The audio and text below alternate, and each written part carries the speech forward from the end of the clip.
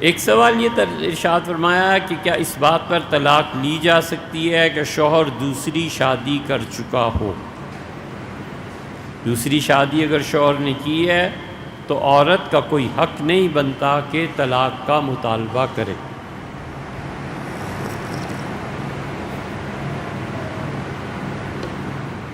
دماغ کو کھلا رکھ کے سوچنا چاہیے۔ شادی صرف ایک ضرورت ہی کے لیے نہیں کی جاتی، اور بھی بہت سے معاملات پیش آتے ہیں۔ مثلاً ماں باپ نے شادی کرا دی کسی ایسی جگہ پہ جہاں پر اسٹیٹس ذہن کا برابر نہیں ہے، یہ اپنی تعلیم کی وجہ سے کہیں اور شادی کرنا چاہتا ہے، جو اس کا علم ہے اس سے متقاضی ہے کہ وہ اس فیلڈ کی بات کرے۔ مثلاً بچے اس کے ہو گئے اور یہ کہتا ہے کہ یہ ماں جو ہے ان کی اصل یہ پڑھی لکھی نہیں ہے، مجھے کوئی پڑھی لکھی ماں چاہیے جو میرے بچوں کی تربیت کر سکے، اور بہت سے اسباب اور وجوہ ہوتے ہیں۔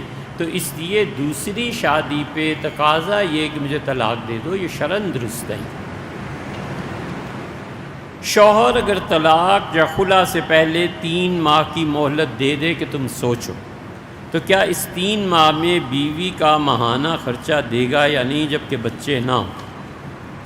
تو دیکھیں،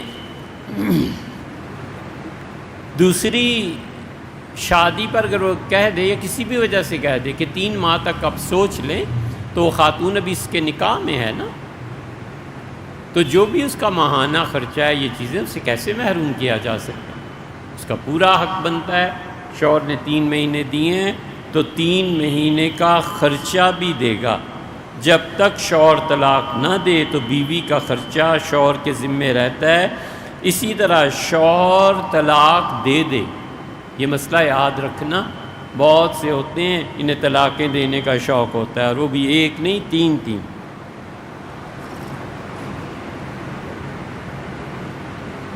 اکٹھے 3 طلاقیں دینا کبیرہ گناہ ہے۔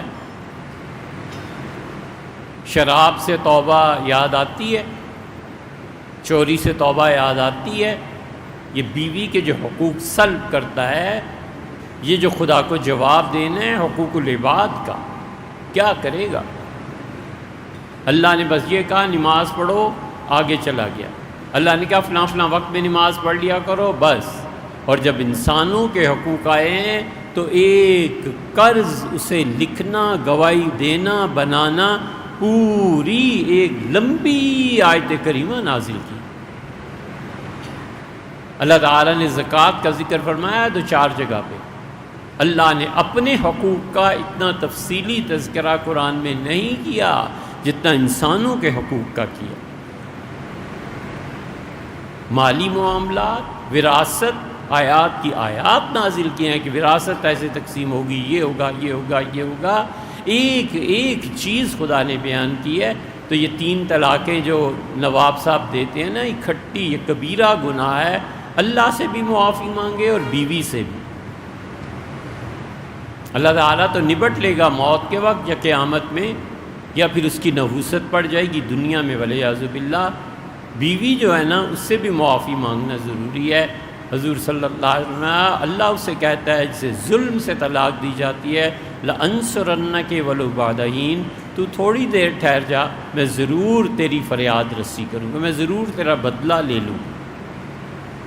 اس لیے اگر شوہر 3 طلاقیں دے یا طلاق دے دے تو اب پہلا بیوی کا حق یہ ہے کہ وہ شوہر کے گھر میں عدت گزارے، پیسے دے گا، جتنے مہینے بھی عدت کے گزریں گے وہیں گزارے گی، سسرال والے اسے گھر نہیں بھیج سکتے۔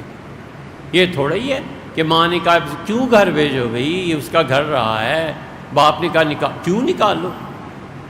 شریعت کہتی ہے وہ تمہارے گھر میں رہے گی یہاں تک کہ عدت پوری ہو جائے، اور عدت میں تم اس کو جتنی ادائیگی ہے وہ کرو گے، اور بچے ہیں تو بچوں کا بھی تم ہی دو۔ اور شوہر کہہ دے کہ والدین کے گھر عدت گزارے اور وہ راضی ہو جائے تو بھی پھر پیسے وہاں بھجوانے ہیں سسرال کو، اور ماں کو بھی پھر بتا دے کہ امی اتنا خرچہ ہر مہینے بھجواتا ہوں، پھر دیکھو کیسی آگ لگتی ہے۔